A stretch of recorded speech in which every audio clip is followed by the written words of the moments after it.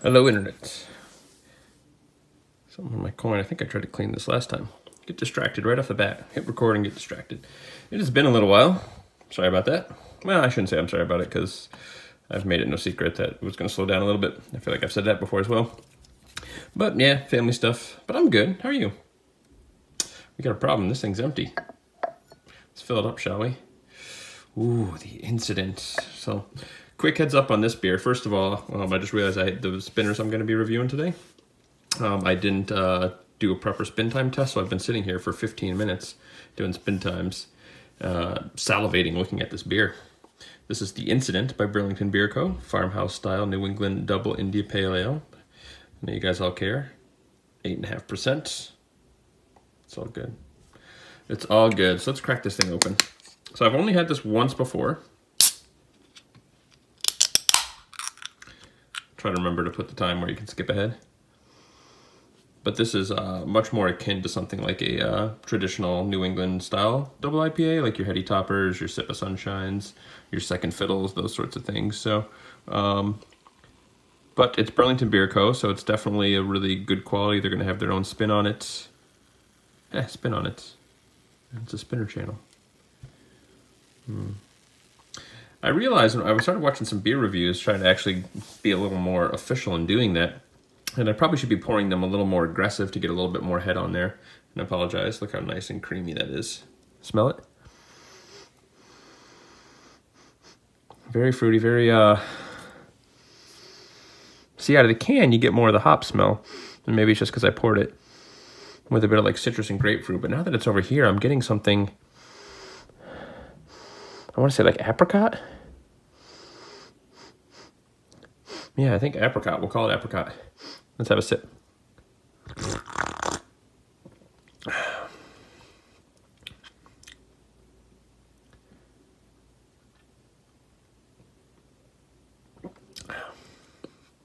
It's got a very carbonated feel to it. Definitely the bitters and the citrus, so that always gives you something like a grapefruit kind of taste, but there's something else there.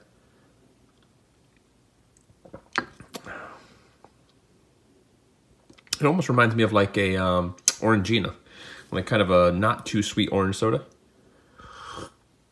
But you know, it's 8.5% alcohol in it, and it's very hoppy, and it's a double IPA. Delicious. All right, let's get on with it. So, what do we got today? Well, we got such a wonderful lineup here. And I should say, I'm debating on whether or not, I'm not fully sold either way, if I'm going to just have some rambling at the end of this video, or just do a separate video on sort of kind of rambling and thoughts. So we'll see if we get there. Let's get into it. So we got the WooSah lineup here. So clearly we're looking at some WooSah. You would have seen the thumbnail, so you know what it is. This is the WooSah bar that I've been waiting for. Excuse me. This is the Doubleheader Junior Elite Chakra. And I picked this up on a little bit on a Memorial Day sale, so they were doing a little bit of a discount and some free shipping. But even without that, I mean, we'll just jump right into the price right now. This is 65 bucks, and I got to be honest, that's a steal. So I guess kind of where I wanted to start with some of my rambling is when we think about spinners and manufacturers, you kind of have two different camps, right? There's sort of like the low quantity, high quality, feels like custom elite machining kind of stuff going on. And then you've got, and I don't mean it in a bad way, but sort of like your mass produced stuff from China. And it's not even really necessarily that it's mass produced, but it seems like it's done more like factory assembly line style. And those spinners are still great. Still some of my favorites, you know, like Fidget HQs, you know, tungsten stuff, technically I would put in that category. And, you know, it's been sitting at my #1 for a while. So there's nothing necessarily wrong with that. But WooSah strikes me a little differently. And they feel like they've got sort of like that artisanal, maybe is the right word, you know, USA craftsmanship, machining kind of a thing that you would expect. Yet they still make things really affordable. And in getting these, I actually just, side note, side tangent, was wondering, like, aside from like mass producing a ton of stuff that, you know, sold a billion of in Amazon when the spinner thing was really hopping, you know, a little over a year ago, is there anybody else that's made more spinners? you know, WooSah has been doing this for a little over a year, and they've been having drops every week, and they're selling out of stuff every week, and they're coming out with tons of new designs, and they're just like machining these things like crazy. And it just made me wonder, you know, is anybody making it? Has anybody made more spinners than Chris Branch? And I would put money on the fact that probably no, he is. And you look at the collections that people have too, right? Like the people that have collections of WooSah, that are into WooSah, have like hundreds of them in some cases, right? You know, the McGahee clan, I'm sure, has a bajillion.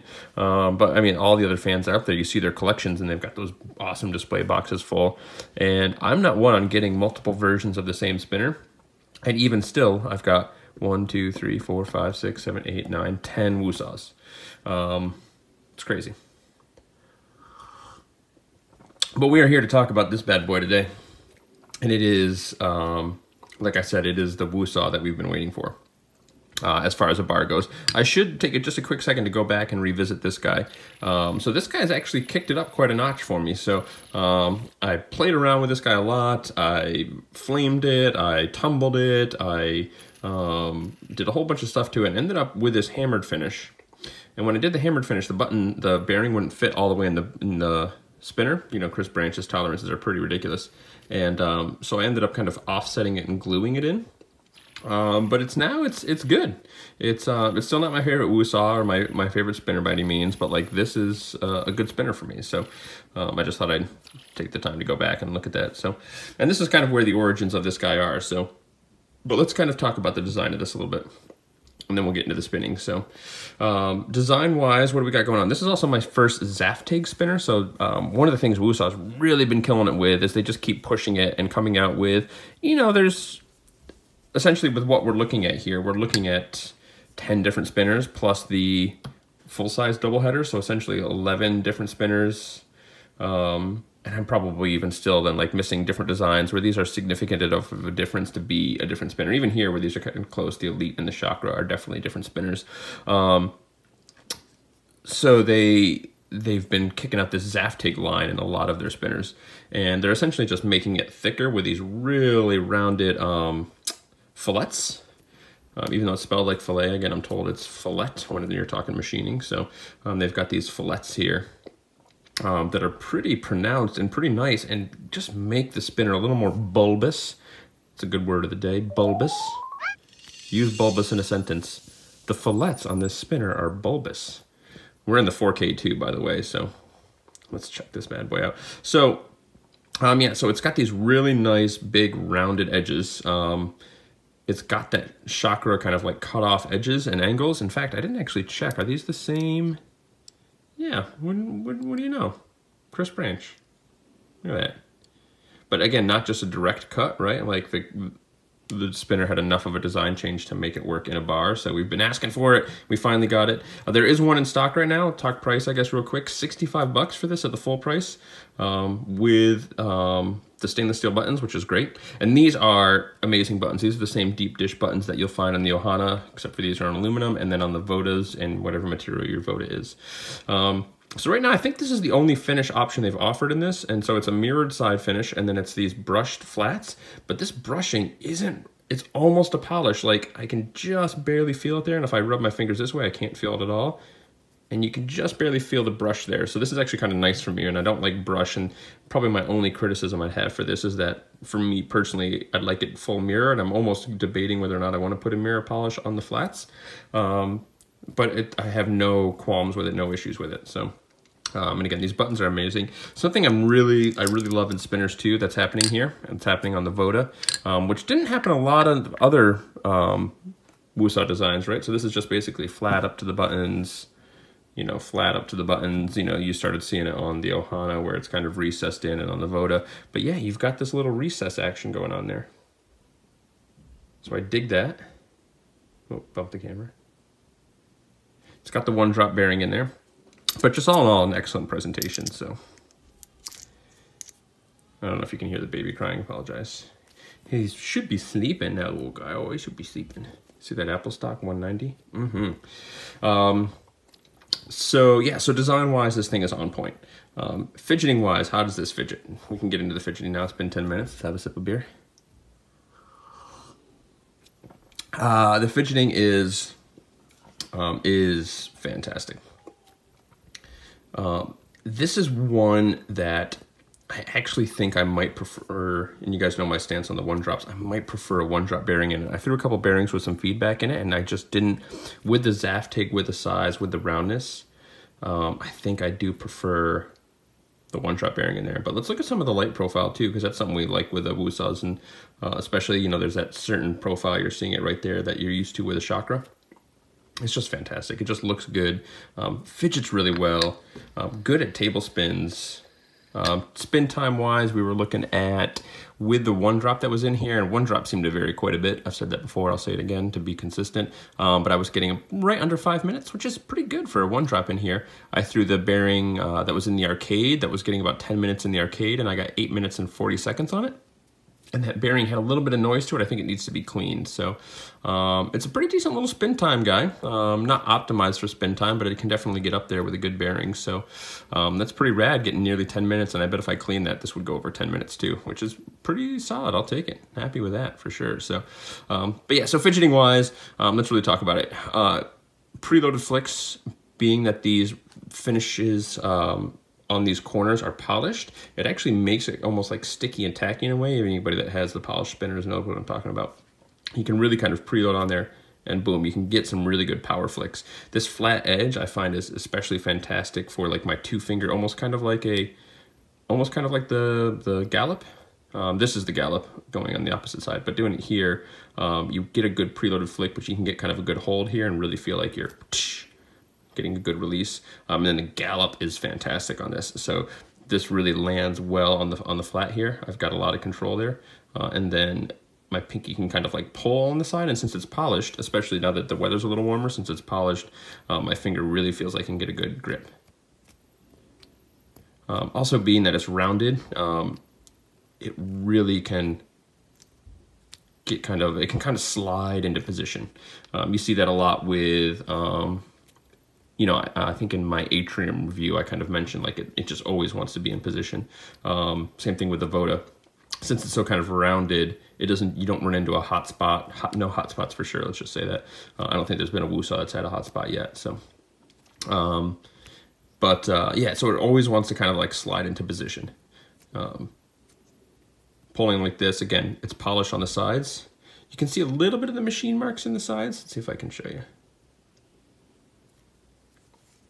These lights are making it look a little less polishy than it is, and I didn't clean it before I did this, but there is a nice polish on these. Like if we put it at this angle, right, you see that?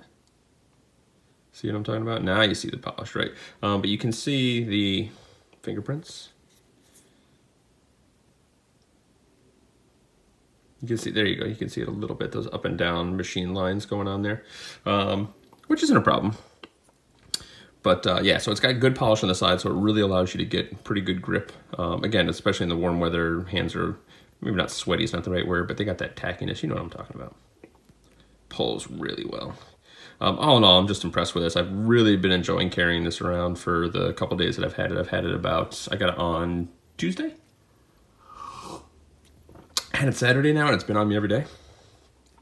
Oh, two-handed spins are really good. Being that you've got the flat, I find, I don't know what it is about the rounded edges. Sometimes I feel like I slip a little bit trying to get a preloaded flick in some cases with like two hands, like a two-hand really fast preload. But with these big dish buttons, deep dish, we can get really good two-handed spins. Awkward fidgets well. Boo. Over here. Get in on that awkward fidget, y'all. Jib jab, jib it, jib it.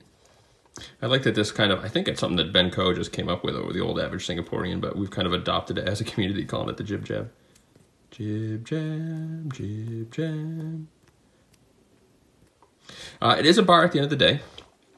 So you're gonna have some of that bar judder, some of that bar wobble. But that's okay. It's actually not too bad. The whole thing, and again, especially with that one drop bearing, and I think this is part of the reason why I like the one drop in there in this case, is everything's a little extra big, a little extra big. Everything's a little bigger, a little more rounded. The weight on this too, actually, I'm sorry, I almost didn't weigh this thing. The weight on this shocked the crap out of me. I did not think it would be as heavy as it was, and I opened it up, and even in the tin, I was like, holy crap, this thing's a tank. 105, not what you would expect out of a junior bar. Their junior isn't really like a mini. They do actually make a mini, not of this, but of their doubleheader. But their full-size doubleheader in aluminum, like it comes full to a point here, and it's a little longer than what this is. So as opposed to something, it's probably almost the same as if you fully went to a much more acute point. It's still rounded at the end, but that's probably about the size that it is. Have another sip. Oh, we sipped from the can. Here, let's fill the glass back up. And get some of those aromatics going. Look at those bubbles. Bubble vision. I should say as well, I probably should have mentioned this in the beginning, but especially WooSah likes to be kind of family friendly. When I enjoy beer, I really just enjoy one or two. I think that's the way to do it. There are times when, you know, you're in your party phase and it's fun to go out and have a lot of drinks and get crazy. But the reality is just having a nice beer, relaxing, you know, just one, just to have, to enjoy. That's really the way to do it. We got a little beer in our WooSah. So, and I kind of wanted to mention this earlier when I was talking about WooSah and machining and stuff like that, but the balance on WooSah and the degree that they're machined, I don't know of anybody really doing, you know, just being completely honest here, doing better machining, right? You can say what you want. I feel like sometimes I have to come to the defense of WooSah because sometimes the WooSah fans, you know, were pretty fanatic. And sometimes I think that scares people off. And then, you know, with the name, and especially with kind of how they started with their original funds were the name of them, and aluminum and all the different colors, sometimes I don't think people took them seriously. But the machining on that Chris Branch is doing over there, like, look at this thing. I know I've started talking about like getting away from the, like just pick it up and see if it holds still kind of a thing. But like the balance on this is so good.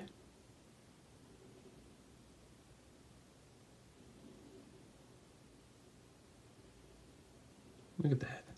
Let me bring it up so you can see it a little more.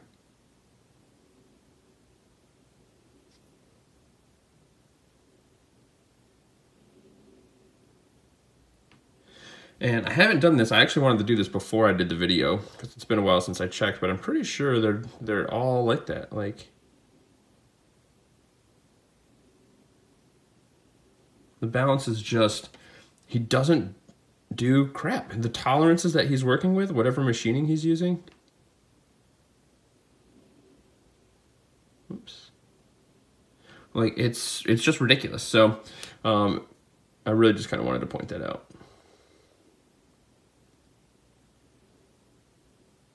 Look at that. I mean, that's crazy. That's crazy. What is it? This is going to be next video, y'all. Sneak peek. Look at it. It's fantastic. So let's look at the adder axis.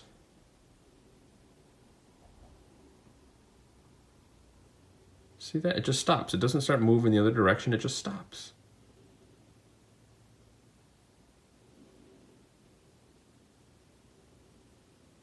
All right, it moves a little bit, but come on. So when you're spinning this thing, that's so I started saying why I like the one drop is it's perfect. Now if my hand is shaking a little bit, I feel a little bit of the bar judder, but it's not the spinner actually wobbling. I can feel a little bit of bar judder if my hand's not perfectly still, but like the balance on this, like if I can get it just right, take some deep breaths. It's like, it's ridiculous. So nothing but wholehearted endorsements for WooSah, especially these right here. Like if you're a bar person or, you know, you're into whatever, you know, you haven't looked at WooSah seriously. You know, I kind of called this thing out, especially for being as high end as it is. And it's 180 bucks, so it's pretty pricey in the copper. Copper, I'm saying, but this here for 65 bucks? Come on. Stainless steel buttons, hefty dose of really well finished stainless steel. It's good. It's good. So I don't know if we got anything else to say. Just watch it go, maybe give it a couple thumbs up. We're almost at 20 minutes, so I can probably kill another 10 seconds and we'll just wrap it up at 20. So yeah, that's I think that's it for this one, Internet. Love and kisses and all that good stuff, and we'll catch you in the next one. WooSah!